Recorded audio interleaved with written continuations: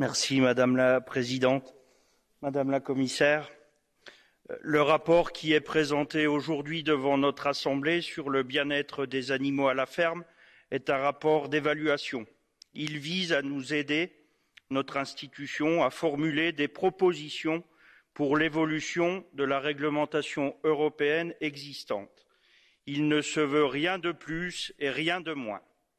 Le bien-être des animaux est un sujet sensible. Certains préféreraient fermer les yeux sur cette préoccupation sociétale grandissante et éviter d'en parler.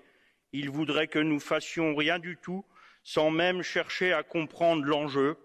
D'autres, au contraire, qui en font leur combat, dénoncent ce qu'ils considèrent un manque d'action, promeuvent de nouvelles pratiques souvent inadaptées, réclament la suppression d'autres quand ce n'est pas tout simplement la suppression de l'élevage. Ils attendent beaucoup de nous, nous observent et nous notent même parfois. Nous ne sommes ni d'un camp ni d'un autre. Nous sommes pour la très grande majorité de ce Parlement ceux qui font, ceux qui agissent, ceux dont la responsabilité est de proposer des moyens d'avancer.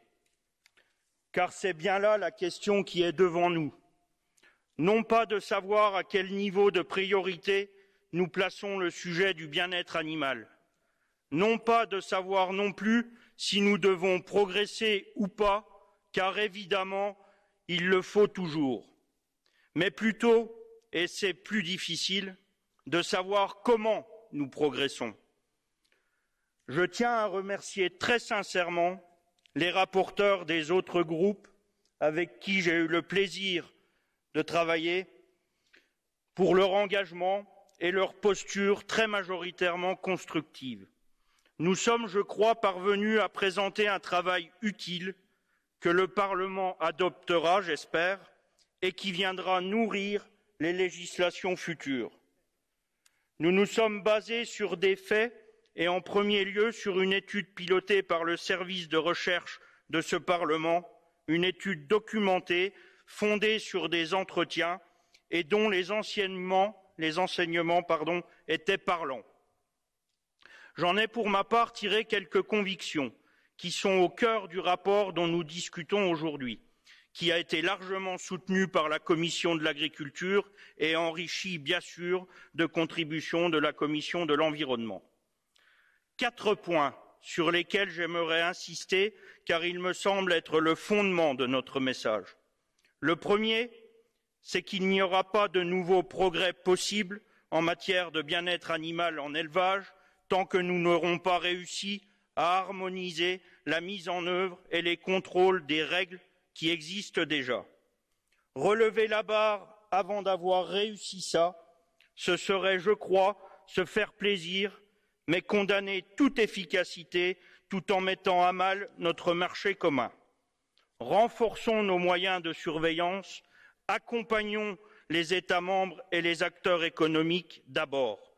Étendons le champ des espèces couvertes par la réglementation. Beaucoup méritent des règles spécifiques et adaptées.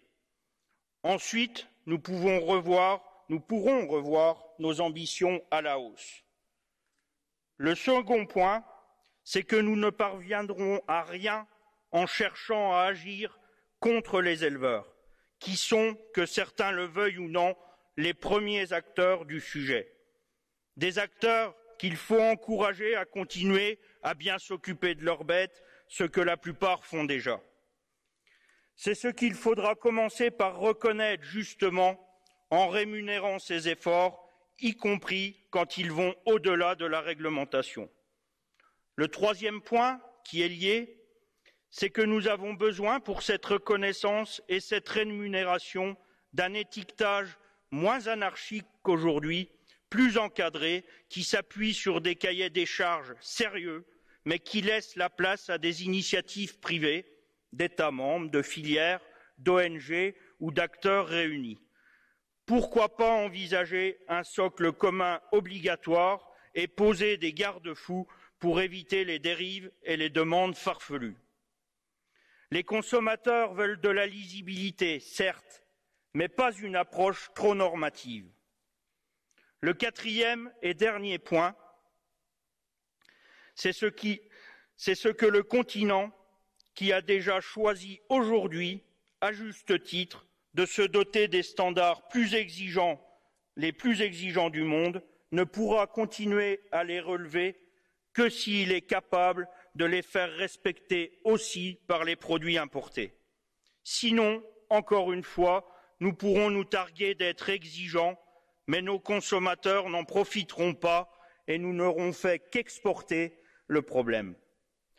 En responsabilité, je suis convaincu que nous devons intégrer ces principes si nous voulons vraiment avancer. Continuer à améliorer le bien-être des animaux est mon souhait, n'en doutez pas, c'est le souhait d'un nombre croissant de citoyens, c'est le souhait de la grande majorité des éleveurs et de 100% de celles et ceux qui s'installent en élevage aujourd'hui.